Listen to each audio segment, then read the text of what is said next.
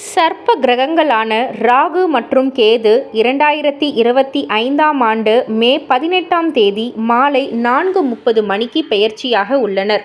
இந்த பெயர்ச்சியின் போது ராகு மீன ராசியிலிருந்து கும்ப ராசிக்கும், கேது பகவான் கன்னி ராசியிலிருந்து சிம்ம ராசிக்கும் பெயர்ச்சியாக உள்ளனர்.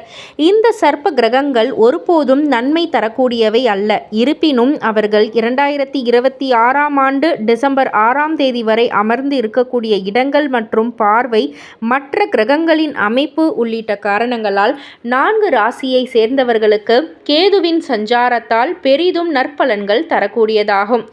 அதில் என்னென்ன ராசிலாம் அடங்கும் அப்படின்னு கேட்டிங்கன்னா, முதலாவதாக மிதுன ராசி. சிம்ம ராசியில் சந்திக்கக்கூடிய கேது பகவானால் மிதுன ராசியை சேர்ந்தவர்களுக்கு பல விதத்தில் நன்மைகள் நடக்கும். நல்ல செய்திகள் தேடி வரும். உங்கள் ராசிக்கு 3வது வீட்டில் கேது அமருவதால் பணம் சம்பாதிப்பதற்கான பல்வேறு புதிய வழிகள் திறக்கும். முழு நம்பிக்கையுடன் உழைத்தால் முன்னேற்றம் அடைய முடியும். உங்கள் வேலைக்கு தடைகள் நீங்கி வெற்றியடைவீர்கள். திட்டமிட்ட மற்றும் நினைத்த காரியத்தை செய்து முடிப்பதற்கான தைரியம் உண்டாகும். இதனால் உங்களின் நிதிநிலை முன்னேற்றம் அடையும். வருமான ஆதாரங்கள் பெருகும். உத்தியோகத்தில் புதிய சலுகைகள் கிடைக்கும். உங்கள் வேலைகளை சரியான நேரத்தில் முடிக்க முடியும். கேது சிம்மத்தில் சஞ்சரிக்கக்கூடிய காலத்தில் உடன் பிறந்தவர்களின் உதவி உங்களின் முன்னேற்றத்திற்கு உதவும். அடுத்ததாக விருச்சிக ராசி.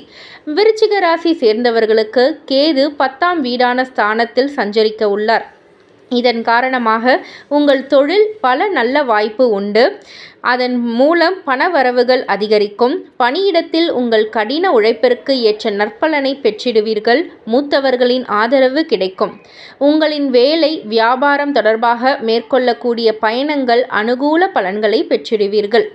உங்களின் பொருளாதார நிலை முன்னேற்றத்தால் குடும்பத்தில் மகிழ்ச்சி அதிகரிக்கும். அன்புக்குரியவர்களுடன் நேரத்தை செலவிட வாய்ப்பு கிடைக்கும். பணத்தை சேமிக்க முடியும். உங்கள் செயலில் விரும்பிய முடிவுகளை பெறுவீர்கள். அடுத்ததாக தனுசு ராசி.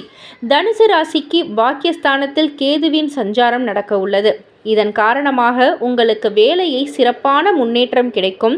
புதிய வேலை தேடுபவர்களுக்கு உங்கள் தகுதிக்கேற்ற நல்ல வாய்ப்புகள் கிடைக்கும். தொழிலில் முன்னேற்றம் அடைய முடியும்.